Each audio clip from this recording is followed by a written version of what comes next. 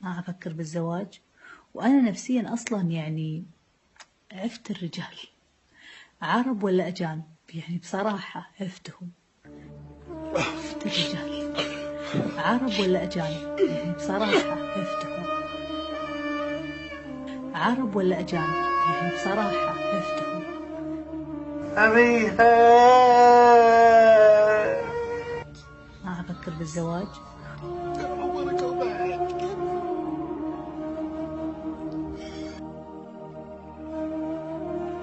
عفت الرجال، عرب ولا أجانب، يعني بصراحة عفتهم.